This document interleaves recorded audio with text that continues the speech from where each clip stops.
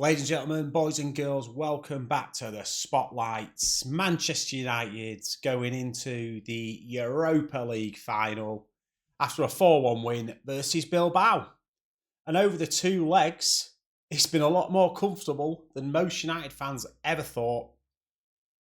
And we're going to the final against Spurs, who comfortably beat Bodo in the end as well when people thought that they would give Spurs a run for the money.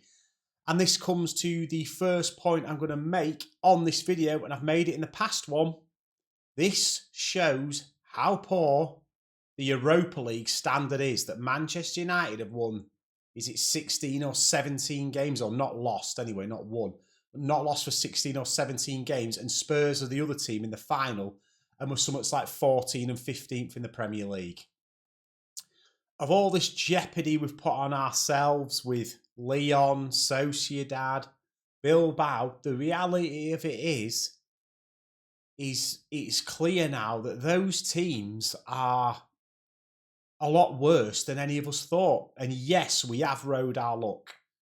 The last three games we've had in the Europa League, well, not games, but ties, there was a red card in Sociedad, a red card in Lyon, and a red card in Bilbao. We have rode our luck at times and been extremely poor in some of these games and then still come out and won them.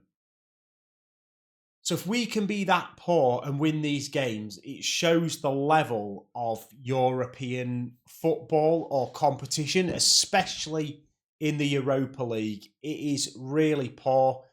And I don't really care if anybody wants to come to me and tell me otherwise. Us and Spurs are two of the worst teams in the Premier League on form this year, and we're still walking to the Europa League final. This facts are facts. And I know there's a lot of talk about Arsenal and who's had the best season and all that lot, but at the end of the day, if we win this final or Spurs win this final, you've ended up in the same situation as Arsenal, aren't you? Winning in the Champions League. I don't really care about Arsenal. I don't care about the comparison. We're clearly nowhere near a good as team as Arsenal. It doesn't matter if we both end up in the Champions League. They're going to come finish second or third in the Premier League and got to a semi-final of the Champions League. We're 15th in the Premier League and bigging up getting to the Europa League final because we've had 3 sendings off in the last 3 games. There is no comparison. Arsenal are way better than us. I don't care. But on the back of that, what can I say? I'm sure I'll do a video more about the Spurs game, but I am very concerned going into this final versus Spurs. Lost to them 3 times already this season. And everything I've just said about us being able to beat European sides, it's not just me saying this. Amorim says the same thing, that the standard in Europe is nowhere near as good as the standard in the Premier League. And we're coming up against, whether you like it or not, a team that are a big side in the Premier League that have beaten us 3 times and could easily beat us again. I'd much rather we were playing Bilbao in the final, or Lyon, or Frankfurt, or Bodo, because we would beat them because we can compete versus them in Europe. We look at our Premier League form.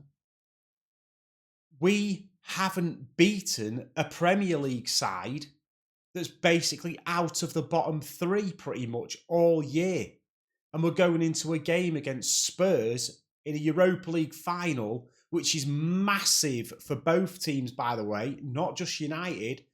I know a lot of Spurs fans. Somehow, I'm from up north, and I know a lot of Spurs fans. I don't know how they're all up here, but they are in the same situation, exactly the same. They want it for the money. They want it for a rebuild. They want it to kick on their own side in for next season, exactly the same as we do. We cannot underestimate how much Spurs will want this. And on top of that, everybody knows Spurs haven't won a trophy since day dot, so they're going to be well up for it. But we'll get more into the Spurs situation when it gets closer to the Spurs time, because the injuries and everything could come around, people coming back and all that lot.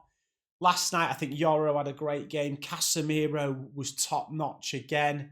Mount come on and looked great. And I'm so happy for Mount, because if you've ever watched my channel before, I am an advocate of Mount. I think he's exactly what we need in one of them 10 roles. A hard presser and very good on the ball. Ahmad come on, changed the game, looked pure quality. And that's that. I mean, I'm not going to go into the players I thought had a poor game, but Agate again is one of them. Bruno was bang average again in a big game. And we'll get on to Bruno, because that's what I'm only going to do a quick video today. And Bruno's going to be the second topic, as always, but in a different way today. It's not about his performance. It's about the Saudi talk, because I've just seen another video out there from a very large Manchester United channel, let's say, that's saying that they got information, or somebody's told them, that Bruno Fernandes last year, we all know, was contacted by Saudi and didn't go. He also got a pay rise mid-contract, which I know a lot of people were not happy about when we'd just come wherever we come last season. Was it 8th, 9th, 10th, whatever it was?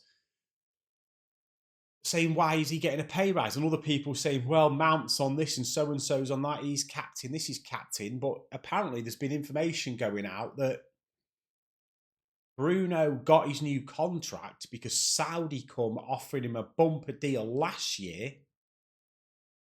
And his agents and that basically went to Man United and say, look, he's been offered that. There's all these other players on the club who are not captain, not been here that long, not done so much for the club, are on more money than him. And that's why he ended up with a pay rise. Some people say he's justified, because I know a lot of people like Bruno and they do think he's a high quality player and our best player. And he deserves the wages if people like Mount, Shaw, Rashford and co are getting that kind of money. But that is not a reason to keep him. And I'm not digging out Bruno here, because I am critical of Bruno's, not footballing ability, because obviously he's a very good footballer, but I'm critical of the way he fits into a team. I'm critical of his basics. I'm critical of the way he controls the tempo of a game, and how, as a captain, he can allow games to get away from us without being responsible with the ball and without doing the basics very well. We all know he can have a moment of pure quality. But somebody, again, for the same big channel, you'll know which one it is because it's the one everybody watches, said last night, is this deal giving Bruno the jitters and why he performed badly last night? And my response to that is no. Bruno had a Bruno performance last night where he was bang average. And because he didn't do a moment assist, a moment goal, he just had an average to poor game. You could argue he wasn't that good in the previous game at Bilbao, but he scored a penalty and he ended up having a good finish because he picked the ball up on the edge of the area. But he wasn't spectacular in that game either. He was just in the right place at the right time for that second goal. And of course, he takes our penalties because he's our best penalty taker. But that, for me, is Bruno. It sums him up. If he doesn't have a great moment, creating an assist or scoring a goal, he doesn't do anything. In the 10 role last night, you can't give him the ball and lay it off and play 1-2s and get us up the pitch, because he's always turning and giving the ball away, or losing the ball, or trying a silly pass and giving the ball away. And I know you all say he's the only one that tries things. The top players try things when they're on. They don't just keep trying things until eventually it works. I could go stand up and stand around at the number 10 in Man United, and every single time I got the ball, I kick it forward and hope that one time one of the forwards gets on the end of it. And I know Bruno's not that bad at it, but that's my point. If you keep throwing the cards at it, as Ricky did on the United stand the other day, again, eventually one hits. And that is what I've been saying about Bruno forever. For every one thing he does right, he probably does 10 things wrong.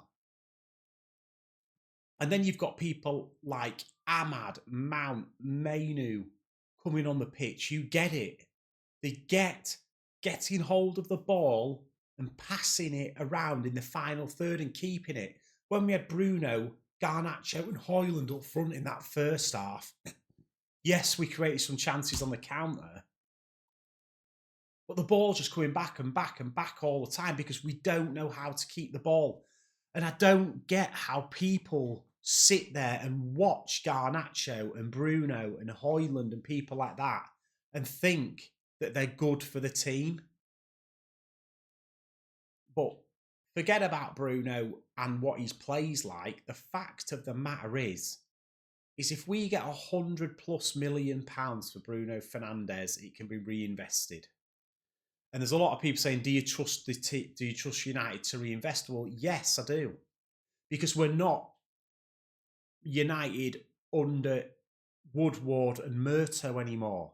We're United under Ineos. We're United under Barada, Wilcox and Vivell, who have proven last summer they can buy well. So we're not going to sell Bruno for 100 million, let the Glazers pocket 20 and then go and spend 80 million on another Sancho. We'd sell Bruno for 100 million and buy 2 or 3 players that fit the system everybody talks about. We need players for the system. Well, it accelerates fitting players into the system if you sell Bruno for 100 million plus. He's 30 years old. He's been here for 6 seasons. He's been captain for 3 of our worst ever seasons. We're 15th in the league. Tell me, why is he so important to this team? Go and look at his statistics, and I wish I'd had them up for this because I've seen the stats before that everyone's going on about how many goals and assists he's got. Something like 8 of his goals and assists are against Leicester. If you actually go and deep down his goals and assists, most of them are versus the lowest of the low in the Premier League. And everyone's saying he's scored and assisted loads in the Europa League, which is fine, and he's the top goal scorer and assist in the Europa League.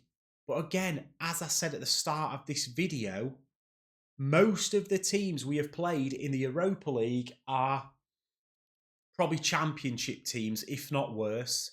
And the best ones we've played in the Europa League are probably at best bottom half of the Premier League teams. And again, he's getting the stats and assists. Where is he when we play a Villa? Where is he when we play a Brighton? Where is he when we play a Palace? And that's not even talking about the top sides. I'm talking about the average, stable Premier League teams he doesn't turn up against. Let alone the Cities, the Liverpools, the Arsenals and everyone else. And the only reason we do well against them top teams is, I've said it before, we sit deep, we 7 at the back, and we soak up pressure and we counter-attack. That's got nothing to do with Bruno. That has got to do with the whole, I'm shit scared of losing, let's stick the fast lads up front and hope to get something. That's a tactic anybody could do. It's a scared tactic. It's a tactic Manchester United should not be doing. And that is my take on Bruno Fernandes. Whether you like him, love him, loathe him, or what, £100+ million for a 30-year-old who over the 6 seasons, as a player and a captain, has had some high highs and some low lows. I do not think that if we got rid of Bruno Fernandes and bought 2 or 3 players with that money, we would be going into next season crying about losing him. I really don't, because I think if Ahmad, Mount, Mainu, and if we got some midfielders like Edison and whoever else and a striker, we would not miss him, because we would have players who can look after the ball, we'd be doing less running, and we would have more of the ball and create more chances without him. I absolutely do believe that. And yes, he's propped us up this season. Yes, he's got about some holes versus the very bottom side, but we have lost 16 games in the Premier League with Bruno Fernandes as captain.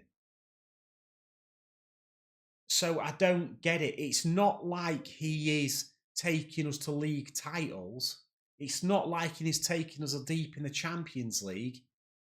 It's not like we're fighting for the Premier League with him and he's single-handedly got us into the top 4. We're still 15th. So he hasn't done that much. And look, that's just my point. I am not digging Bruno out because I do think he loves the club. I don't care about his pettiness. I, in fact, like it. I like him being petty. I don't mind it one bit that he's petulant, an arsehole, whatever. His work rate is very high. But as I said, my problem with him is his basics, and when he needs to be a leader and control games, he doesn't do it.